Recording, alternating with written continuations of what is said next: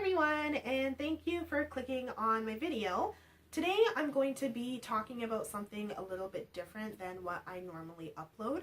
I'm going to be talking about how growing up without a father in my life has impacted me, specifically when it comes to relationships and how I deal with the opposite sex. I wanted to talk about this just because I feel like this is a really important issue that's happening in society, where a lot of people are growing up without fathers and growing up in single mother homes, and this is of specific importance to the Black community. As you know, single mother households and just absent fathers is rampant within the community, and I feel like a lot of people aren't really talking about how huge the impact can have on children growing up in the home, as well as mothers and just everybody else involved. And I feel like a lot of people have just accepted it as the norm when it really shouldn't be that way. I strongly believe that both male and female children should have both parents in their life, whether the parents are together or not. I just feel like having both parents in the life helps healthy development for the children.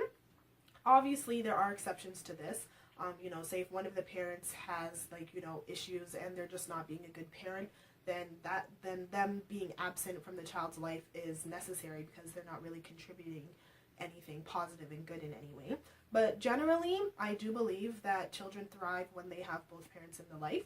And so I want to talk about this just because it has impacted me in ways that I didn't even realize until I got into my early 20s, and when I'm dealing with these relationships with men, and then after things end and I do my reflection, I'm just like, whoa, all of this is, my behaviors are determined by something that happened from me when I was younger, and I'm not even realizing it. So I just wanted to kind of put this out there, and if you are someone who has grown up in a fatherless home, you can also share how that experience has impacted you and any reflections that you've had about it. And I just want to put this out there and start a healthy discussion on the topic. So I just wrote down some points, and then with those points I just elaborated on them, and I'm just gonna talk to you about those things. Make it really casual, but also just putting it out there how, these things that you might not even realize has an effect on you, it really does. And so just a little bit about my story. I'm 24 right now. I have not seen my father since before I turned 9 years old. He was in and out of my life, and without going into too much, he was physically abusive towards my mother, so they weren't together. And but I did see him. He had visitation rights and all that, so he was in and out, and I didn't really have that much of a relationship though. And looking back on it, I realized that when I would see him, he would pretty much just take me shopping or whatever and just try and buy my love. So I never really had a relationship with him. And then, one weekend when I was supposed to see him, he just didn't show up. And yeah, so I haven't seen him for over a decade. And for the most part, I've been okay. I've been telling people, I don't miss him or anything. And that is true.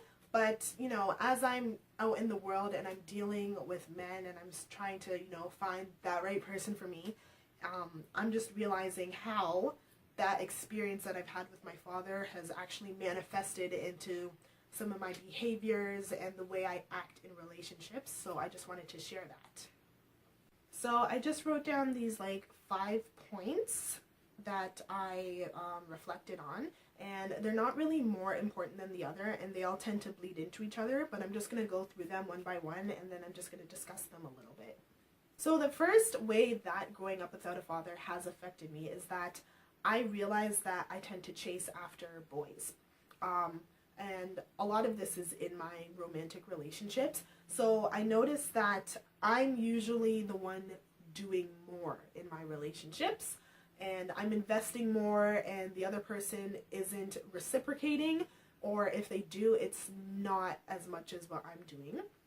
And this includes I'm usually buying him more things. I'm the one who's planning the dates. I'm the one who's just making the relationship a priority. I'm giving more, I'm more affectionate, and I'm more loving than the other person. And you know, sometimes it comes to the point where like I kind of love the guy off just because I'm so giving with my love that it becomes a little bit overbearing. But yeah, and it's like, you know, I just tend to chase after guys, and when they pull back, that makes me kind of pursue them even more. So I've kind of taken on that sort of like traditional male masculine role without even realizing it, because in my mind I thought I was just being loving, and I'm like, oh well, this is how a relationship is supposed to be. But I would just be the one doing more when he is doing less or doing nothing at all. And that's just been like a common pattern that I've realized in my relationships. And well, as I'm talking to you about these things, I'm not going to do them anymore because I have to relearn my old habits and I have to do better. So yeah, number one is chasing after boys. The second point that I have is that I accepted less than what I deserve. And for a very long time, I allowed the boys or men in my life to treat me however they wanted to. And, you know, they would have excuses for it, and I would take those excuses and, you know, justify with them that, you know, it's okay that he's doing this because blah, blah, blah, blah. And so, you know, I just didn't see myself as worth more. I just accepted whatever came to me because I was so thankful to have a guy in my life that, you know, I didn't want to screw it up, so I just took the treatment that I got. And I also was easily flattered by boys. I'm going to use boys and men interchangeably, but I don't think I've ever really had a real relationship with a man. But yeah, I was easily flattered, and so like, for the most part, if any guy came up to me on the street, I would give him the time of day, unless he was like, you know, looking like an alcoholic or a crackhead or just like, you know, some crazy person. But for the most part, I would give him the time of day, and I was just easily flattered, and I took a lot of the low-hanging fruit. I know that sounds kind of harsh to say, but, you know, sometimes when people approach you, they're just not up to your standards, and you know that you deserve better. And it's not saying that I'm better than most people, but, you know, if you want something better for your life, then you deserve better. And so I wasn't seeking better. I kind of just accepted whatever came to me and was like, oh, okay, it's a guy. Yeah, a guy's interested in me. Yeah, great. And I just kind of accepted it for what it was, and I never really stood up for myself when it came to asking for more. And when I did, it was usually too late. And at that point, it's like, you know, well, you've already accepted this, this, and this, so why am I going to change how I treat you now when for the longest time it wasn't a problem? So number two reason is just I accepted less than what I deserve, and that landed me in relationships and situationships for like much longer than I needed to be in. And sometimes I didn't need to be in them at all, but it just wasted my time, and it put me in a position where I couldn't assert myself, and I just remained really passive, and I just took whatever treatment was given to me. And it's just not a good place to be, because it makes people think that they can just treat you however they want and they can walk all over you. And so not doing that anymore. I know what I'm worth, I know what I deserve, and I'm not going to accept less than what I deserve. Okay, so the third thing that I've realized in my reflection, and probably one of the bigger issues that I have because I grew up without a father, is that I have abandonment issues. And this is more so specifically, like I said, when it comes to romantic relationships. So I could not, and probably still cannot, handle it when a guy leaves me. In the past, when a guy has left and I've really cared for him, it cut me deep in my soul when he left. I couldn't fathom it. I felt like I couldn't go on, and it was just the end of my world. And it would get to the point where, like, I would just say or try and do whatever to get him to stay, and I would be apologizing, like, you know, if it's something I did or something I said, I'd apologize, even if it wasn't my fault, just because I didn't want him to leave. Because just deep down, I just couldn't handle the fact that somebody was walking out of my life, and I cared for that person. It just hurt me so deep, and so I just wanted to avoid that at all costs.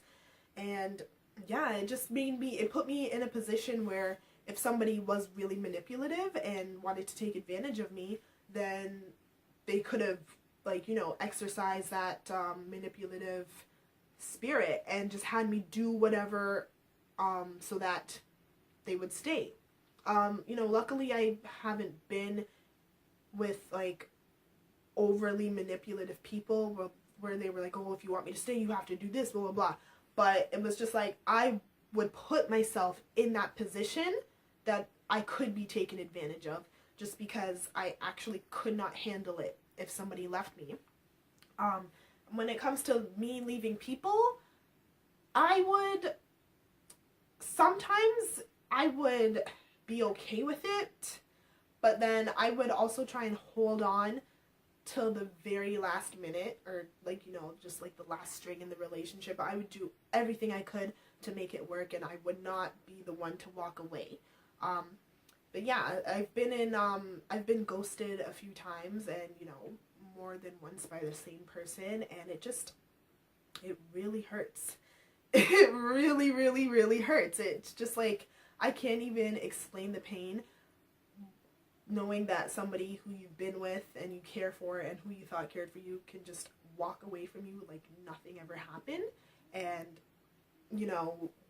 when I was supposed to see my father and he didn't show up, that kind of manifested into, when a guy just leaves in a relationship, I'm like, no, don't go. And it's like, I'll cry and I'll beg. And it's just like, I make myself look like a fool because I don't want to be alone. And generally, I have no problem being alone. Like, I like being single and I like to do things by myself. But just when it comes to a relationship, I could not handle being left. And that's something that I really had to just reflect on, and that's something I have to work on to this day. The next point I have, and this is also a really big one, is that I loved him more than I loved myself. Wow, that just like hit me to say. So when it came to a relationship, I put the relationship first. I put him first. I put his needs above mine, and that's just how it was. I allowed things to continue. I allowed myself to be treated in certain ways that were not good, that were badly, just because I loved this person and I wanted the relationship to work. So I put myself down. I watered myself down so that way this person would stay.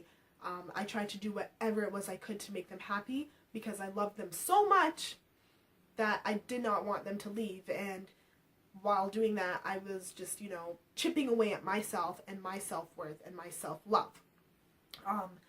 I also got this really twisted idea that I felt that I could keep a man by having sex, and, by being good in bed.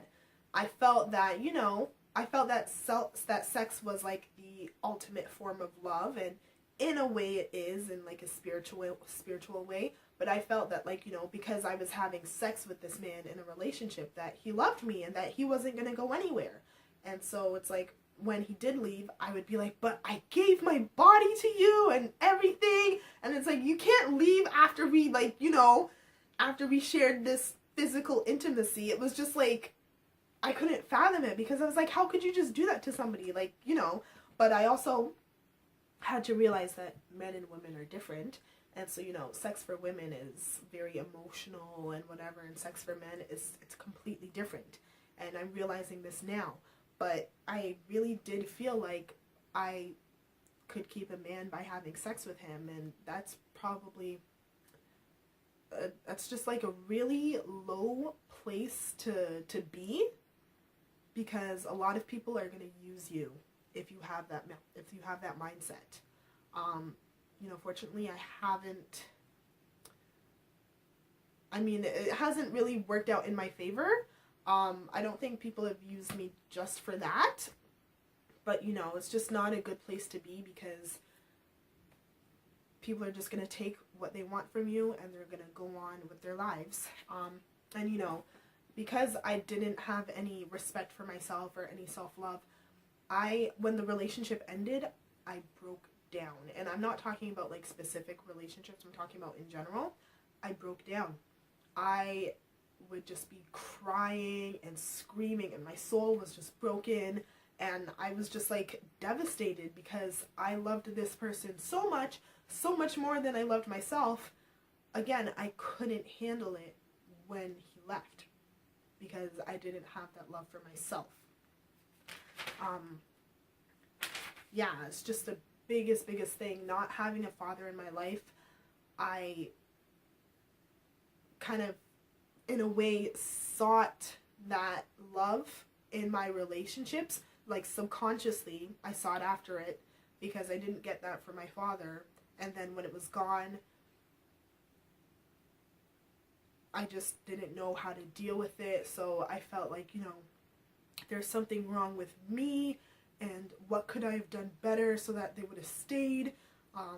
Even though in my relationships, like, I honestly saying that, like, I do whatever I can to make the relationship work and stuff like that, but it was just like, I've already done so much, but I felt like, you know, it was a fault with me that he left, and that I didn't really tend to put the blame on him. It was just like, it's all my fault, like, I'm the one who needs fixing, who needs work. And I just had that really negative mentality about myself, and I just did not love myself because I put all my love into the other person.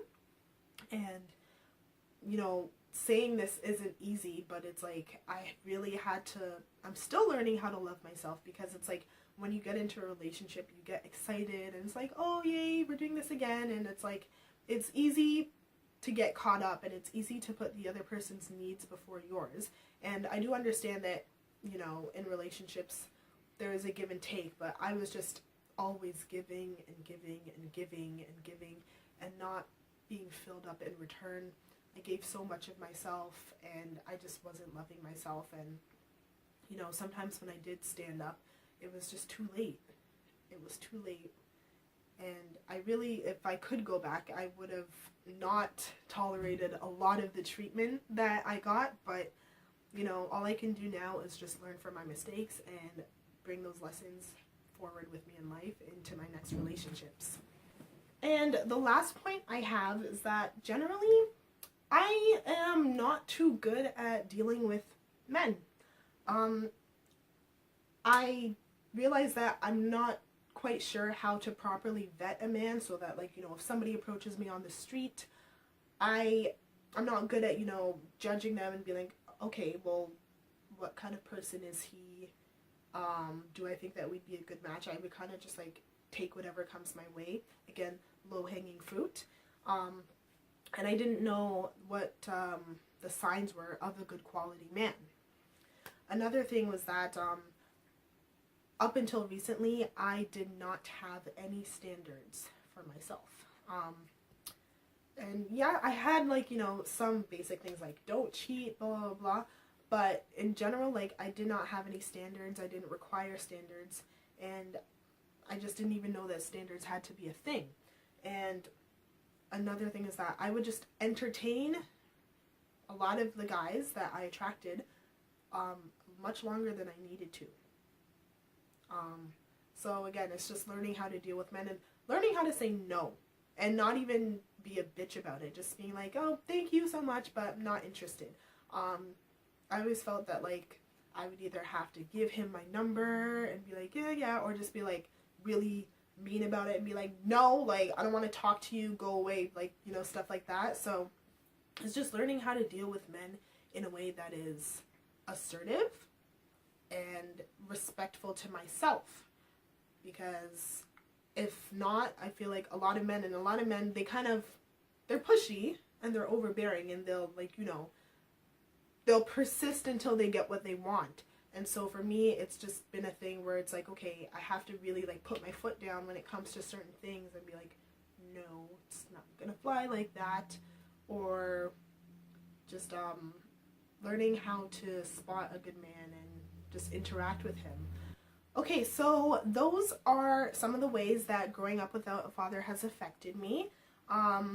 It does tend to vary from person to person, and, you know, as I do more self development, some more things might come up.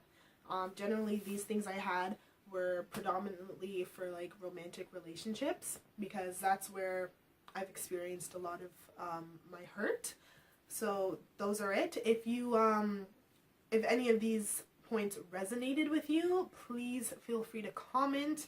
I'd love to know how other people who have experienced you know, growing up without a father have overcome it and learned to heal from it. And I definitely would love to have a discussion on, you know, how people can heal and how I can heal, because, you know, I'm trying to do that right now. So if you like the video, please comment on it, please give it a thumbs up and subscribe to the channel, and I will continue putting more stuff out there along the lines of going my right way and just living a healthy life that is true to who I am. And if you watched the entire video, thank you so much, and I will see you guys next time. Bye!